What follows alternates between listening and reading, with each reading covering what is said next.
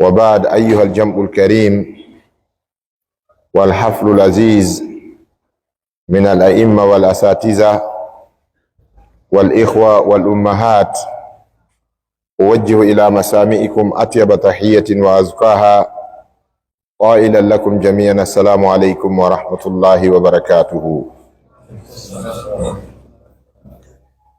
yettore wodani Allah subhanahu wa ta'ala moƴƴorɗo e meɗen waɗugol en julɓe, moƴƴori e meɗen kaɗo diina islam, arsiki en wonugol julɓe, arsiki en kadi heɓugol haaju e oɗo islam, be mana fewtingol fondoji men ɗin oɗo islam. ngeli Allahu tabaraka wa ta'ala wi'i man yuridillahu an yahdiyahu yashra sadrahu lil islam. Kalamo Allahu faala fewnude o yanyayi fondo makko on o yanyana oɗo islam. wa man yurid an yudillahu yaj'al sadrahu dayiqan harajan ka'annama yas'adu fis sama. Kalamo Allahu faala majjinde o waɗa e ɓernde makko nde faaɗa nde ɓitta fi diina. Si diina no wowlede hara no metta mo, si diina no moɓanede hara hawranamo, si fi diina no ɓantede hara kanko ɗum welari mo.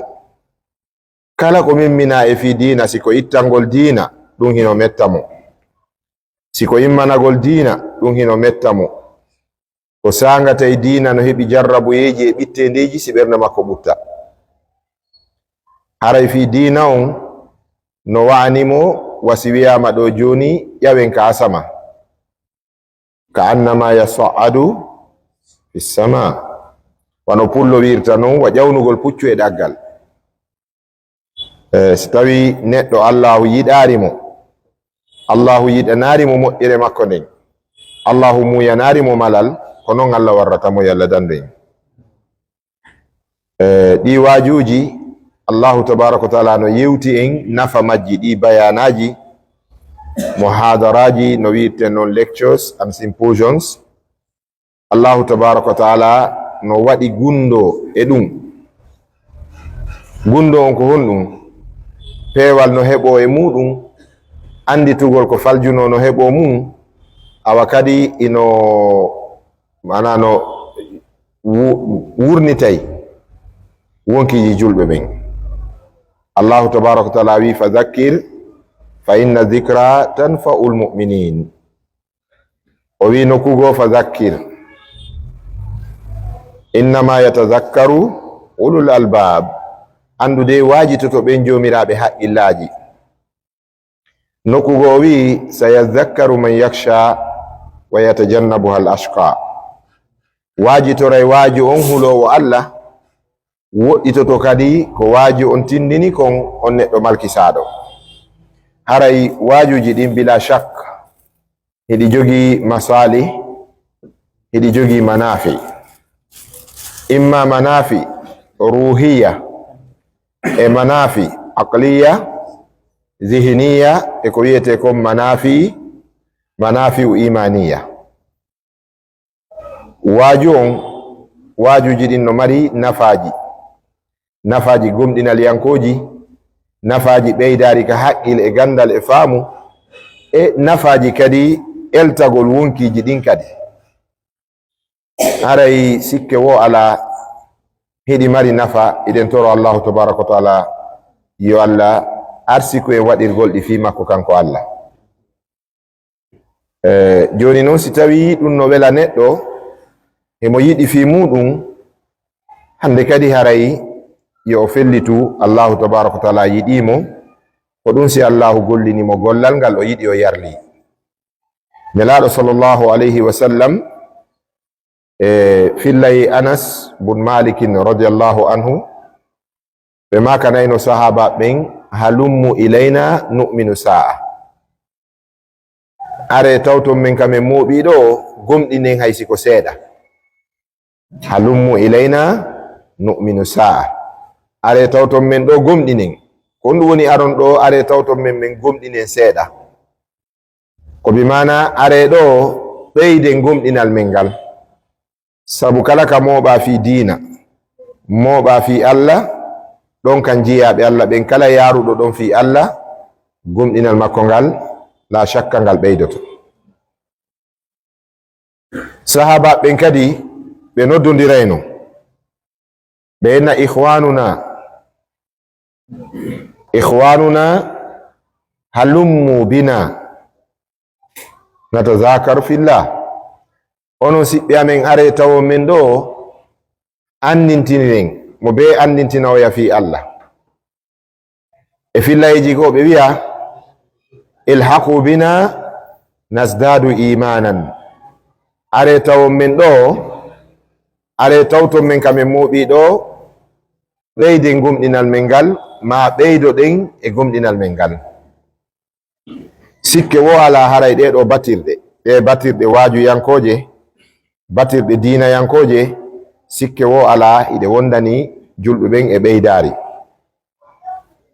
sabu andintinay neɗɗo ko majjano e dina, findintinay mo kadi ittamo e ɗoygol wersindare, awa kadi ɓeyday andunoɗo gandal heccinɗinay ɓerɗe ɗen, yani on tigi kadi faljitoto kadi e muɗum.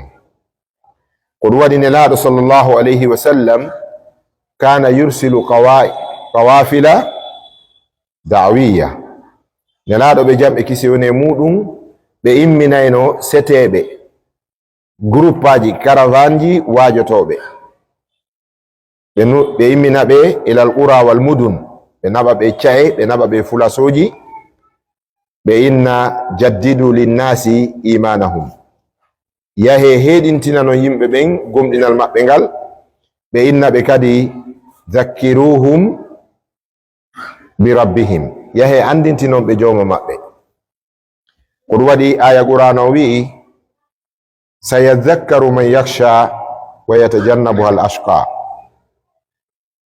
Iman ko ko wiyete iman o shay'un yazidu wa yanqus, yazidu bi ta'ati llahi wa yanqusu bi ma'siyatihi.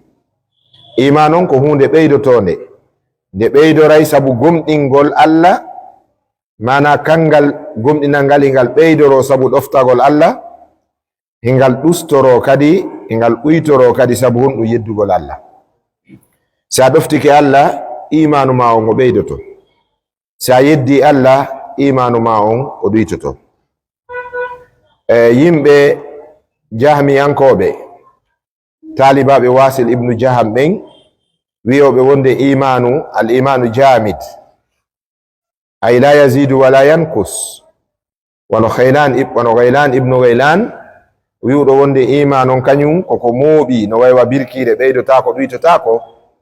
ɓen ko faljuɓe ka alqur'ana, falji ka sunna, falji ka tabi'a. sina ɗum alqur'ana yewti en fi ɓeydagol iman. alqur'ana wi liyazdadu imanan ma'a imanihim, ɓe tummodiri fi Allah, ɓe golliri fi Allah, ɓe wajodiri fi Allah, ɓe moɓodiri fi Allah, ɓe jonnidiri juuɗe fi Allah, liyazdadu fiyo ɓe ɓeydo imanan gomɗinal ma'a imanihim wontudude e gomɗinal ngal ɓe gomɗino ngal.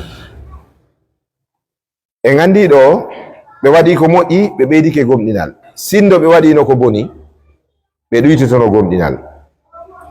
oya aya kadi ka fi hare Allahu tabaraka wa taala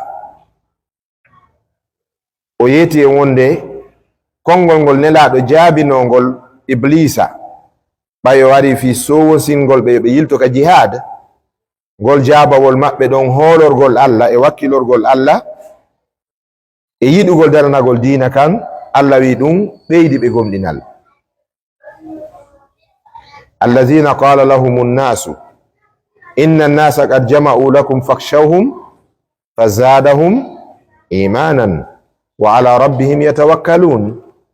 Allah wi konngol yimɓe iblisa ɓen argol sowonsina julɓe ɓen fiyo ɓe yilto ka jihad, fiyo ɓe selu diina kan, fiyo ɓe walli dartanagol diina kan, ɓe tawi julɓe ɓen fewtintake ɗum fi sabilillahi ɓe waɗay, waajodiro ɓe waɗay, jande ɓe daranto, dewal ngal ɓe noddodiray, si heferaɓe ɓe immanike dina kam ɓe dartoto, ɓe tawi ɗum ɗo julɓe ɓe wawata seedude ɗum ɗo, allahu tabaraka wa taala wi fa zadahum imanan, so wosinande maɓɓe nden ɓeydi gomɗinɓe ɓen gomɗinal. wa qalu hasbuna allahu wa ni'mal wakilu, seede ɓe gomɗini ɓe wi allah yonimen, allah moƴƴi hoolorteɗo. ko ɗum si allah wi ɓe wa ala rabbihim, kamɓe ko joma maɓɓe yatawakkaluna, woni ko ɓe hoolorayno.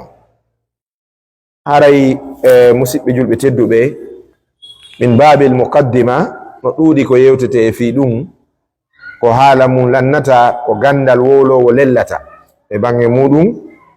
oɗo iman golle moƴƴe ɗen ɓeyda e gumɗinal ngal, golle bonɗe ɗen ñomitay, ɗuyita iman on, son tigi wattanare haqqil han o wonoya zéro iman, wona sifru iman.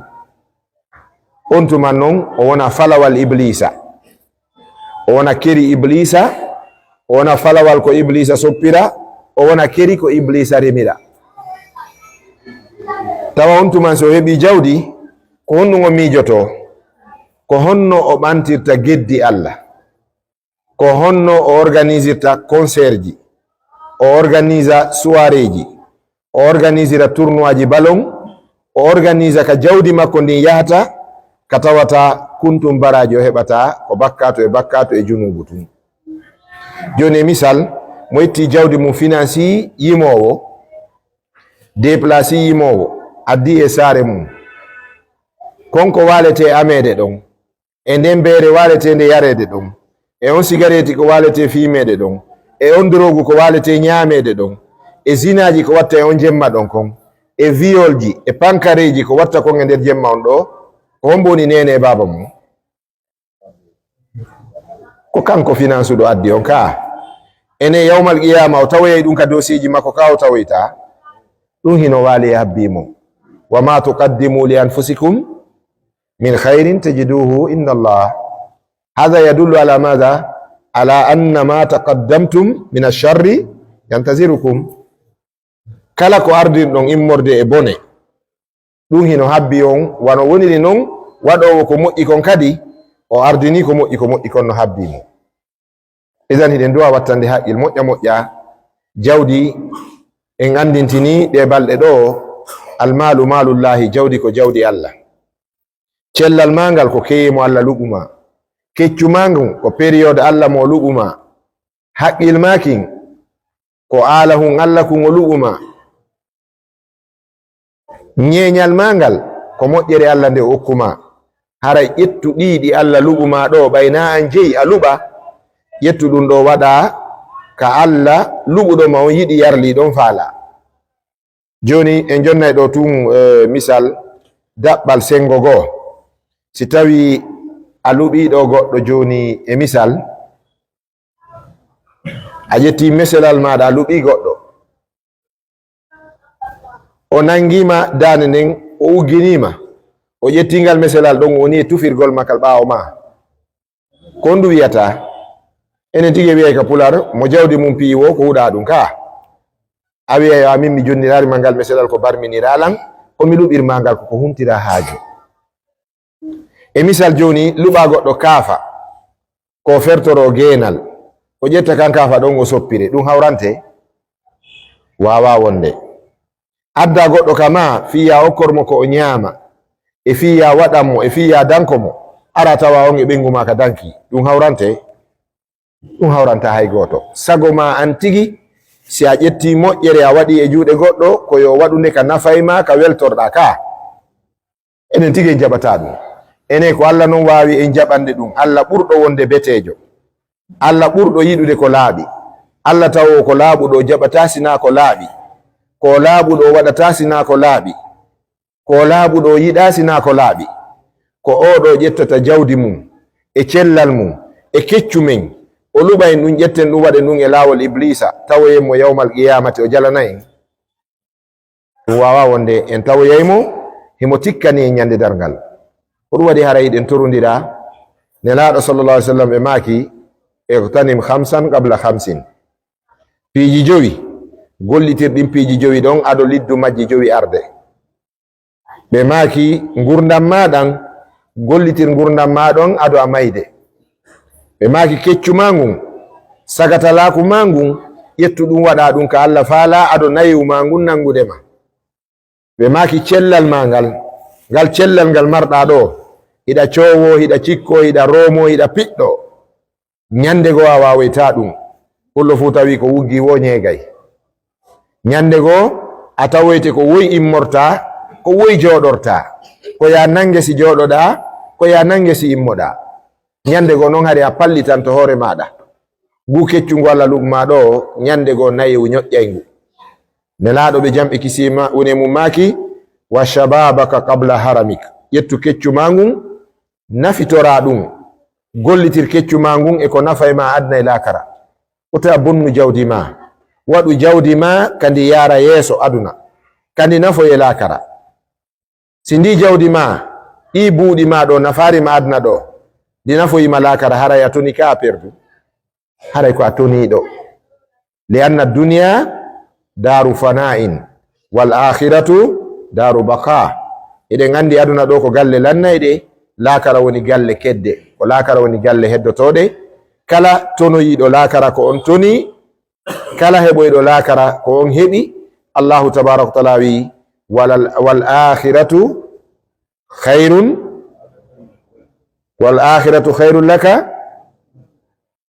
wal akhiratu khairun wa abqa ɗe galle lakara ko ɗe ɓurma moƴƴande ko ɗe ka sabu ko ɗe heddoto ha nokkugo Allah wi lahiyal hayawanu law kanu ya'lamun sanani gurdan sanani ngure ko gurdam moƴƴal lakara si tawi no yimɓe ɓen no anduno nelaɗo sallallahu alaihi wasallam ɓe maaki ƴettu gurdam maɗan waɗa ka moƴƴam ma ɗon adna e lakara aɗo a mayde